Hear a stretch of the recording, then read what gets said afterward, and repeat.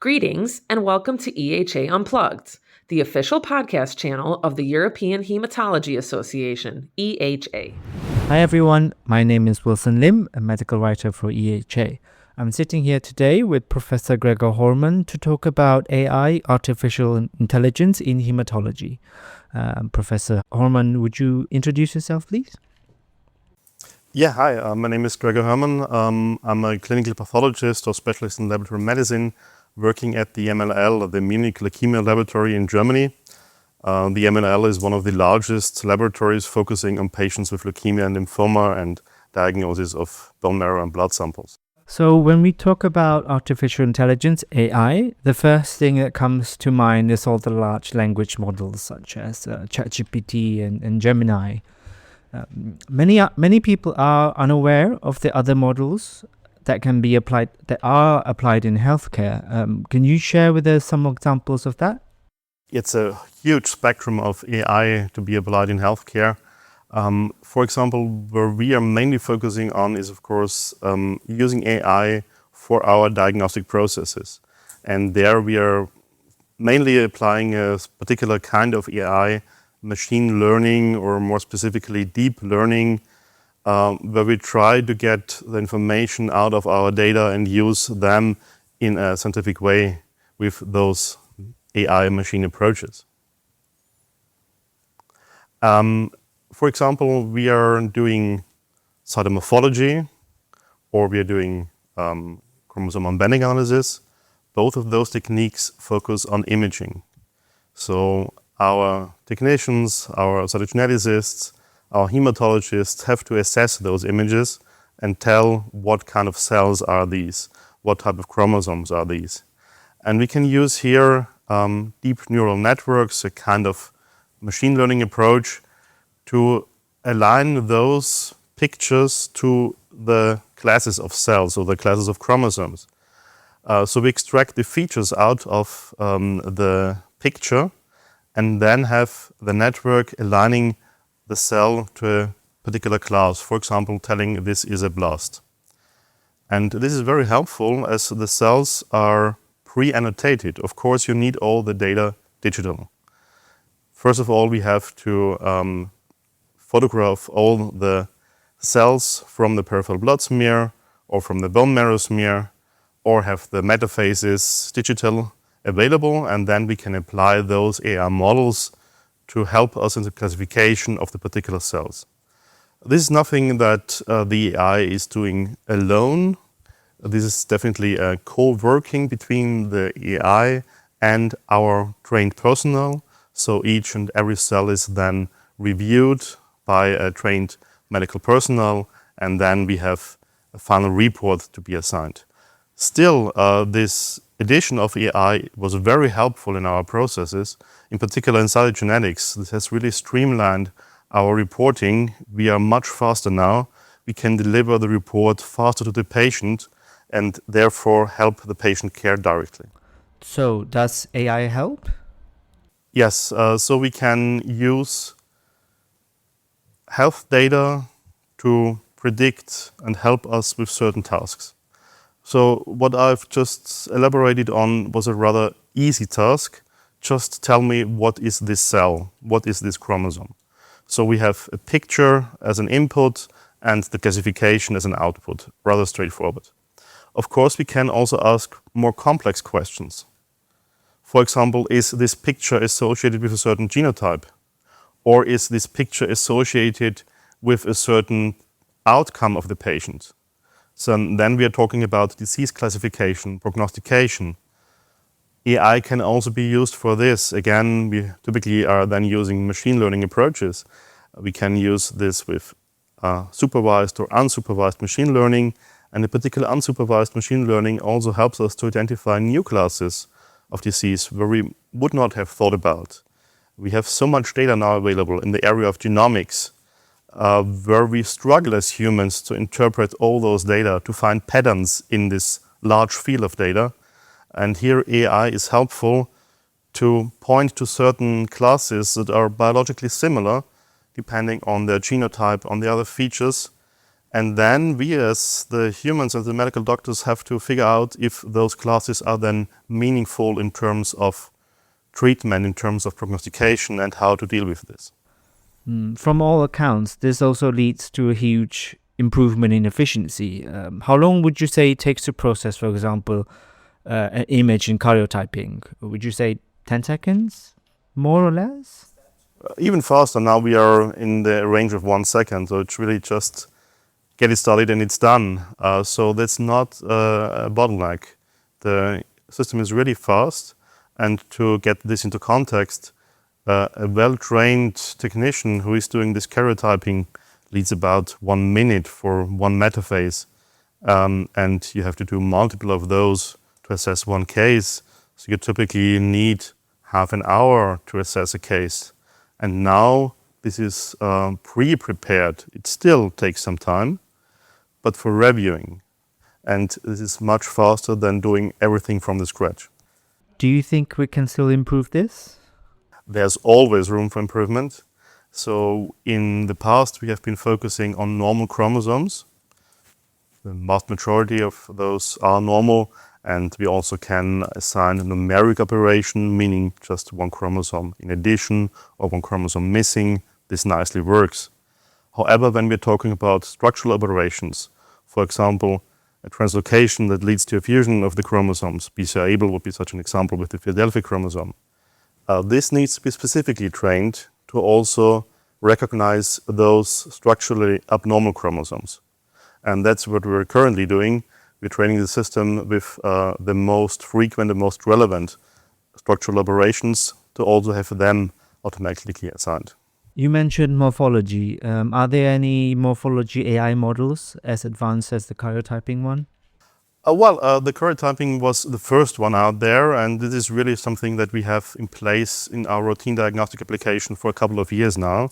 Therefore, we have a lot of experience with this, and also other labs are already using this approach, and we know it's really helpful also in their hands. In the field of cytomorphology, we are a little bit beyond this. We need to apply this in our own lab right now. This is perfectly fine. And we are currently in this transition phase to see how robust the workflow is to be also applicable, for example, in other labs. So if any of our listeners want to get to know more about the karyotyping process, its AI, for example, the benefits or what it takes to set it up, how and where can they find more about it? You can contact us, we can get in touch. There is always room for collaboration. We have a designated AI team in our laboratory. Currently, there are 5 people working full-time on AI applications in this diagnostic field of medicine. We are enlarging this team right now to up to 10 people that will work at AI. For example, with the karyotyping model, this has been a collaboration with Metasystems and is also available via them directly. So shifting gear a bit here, can you tell us a bit about how we can use AI to determine patient prognosis? Yes, so when we're talking about prognosis in hematology, we now rely on rather, simple models because we need to handle those. For example, if you think about acute myeloid leukemia, then we have the ELN certification in 3 different risk groups. It is of utmost importance for the treatment of patients with AML. The patients are assigned to these risk groups based typically on one marker, one genetic operation found in cytogenetics or molecular genetics, and this makes the risk group for this patient. This is straightforward. A physician can deal with this type of information perfectly fine. However, we are losing kind of complexity because in many instances we have combinations of multiple mutations and together with other operations. And to assess this type of complexity, here AI can help.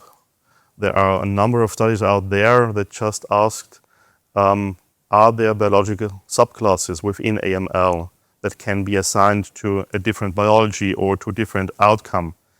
And this more evidence-based classification, taking into account the complexity of the disease, will be an interesting way to move the field forward. So the principle behind this, is it applicable more widely, for example, to MDS, MPNs, etc.?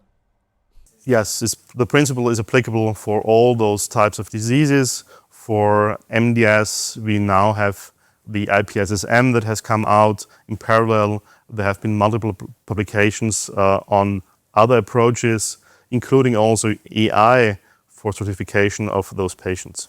And machine learning is an issue there. Moving forward, to what extent do you think you'll be able to implement this in your laboratory, for example? Yeah, they can be implemented, and they have already been implemented to some extent. The important thing is you have to carefully validate your model. You need to know the performance. How well is it working? What are problems? What are cases where it doesn't work? And this is really a careful validation process that is of utmost importance before you can apply this into a clinical practice. When we are talking about what we are currently doing, these are rather narrow questions that we are asking. For example, how to assign the class of this cell. And this is what we will call a unimodal AI, just one input and one output format. In the future, there are now proposals and models out there that can deal with multiple formats, multimodal AI. This will be a very interesting topic to see how the field is moving with this. We are not there as a current state to implement this in routine practice, but this will be of utmost importance to move forward. So what is synthetic data? It's a pretty hot topic at the moment. Would you be able to explain more about it? Yeah, that's an interesting and rather new field within generation of data with AI. So large language models are kind of generative AI, and this is also something a little bit in this direction. So we are not just analyzing data, but we are producing data with this. What does this mean? You have a large data set. Big data is still an issue there. You have a large data set of real patients, for example, and you then train a model to produce patient data sets that are like the real ones, but not a perfect copy of the real ones. So with slight modifications, and those new data sets are then called synthetic data sets. What are pros of this approach? You have better patient privacy, as the real patient data are then not needed for sharing anymore. You can share those slightly modified data, but we can also augment the data set, increase the number, at least to some extent, and to make some studies more powerful with this. That's an emerging field. We will have to see for what applications is really useful in clinical practice and where the limitations of this technique are. So for all our listeners who is also interested in synthetic data, we will have a specific podcast on that with Professor Matteo Della Porta. If you're interested, please keep an eye out to the episode by subscribing to the EHA Unplugged podcast channel. So taking all the things that you've spoken about, along with the language models being able to suggest reports and other communications, this is moving towards an AI doctor. What is your take on this? Well, we should not overestimate what AI is currently able to do. So those models are helpful in many instances. They can, help us get rid of the boring stuff to do, and then focus on the complex things. Right now, AI will not be able to solve all the very complicated cases and really get up with much new information on a single case.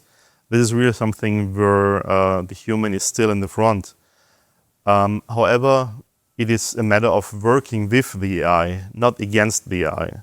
So it should really help us in our process and not replace what we are doing. And this combination of human intelligence together with AI is definitely the way to go forward. So what you're saying is that we shouldn't be afraid of AI, but rather we should embrace this change and move forward with it? Absolutely agree. So don't be afraid. Try to learn about AI, and here EHA can be very helpful with those training activities. trying to learn about their pros, their cons, the limitations, how you can use AI, how you can use AI in a way that is really helpful for you in your daily practice. Just use this opportunity. It's a great area where we're living right now, and we should not only focus on negative sides, but really get into the doing with this. There was a wonderful quote at the end of your talk here at the EHA 2024 Congress. Would you be able to share it again with our listeners here? The quote is from Eric Topol, one of the most famous physicians dealing with AI. And he said, AI will not replace physicians, but physicians using AI will replace physicians not using AI. It's a very interesting quote. Yes. Thank you very much, Professor Hormann, for this wonderful talk. And also thank you for everyone listening. If you're interested in more podcasts, do stay tuned and check out our EHA Unplugged channel. Until then, have a nice one.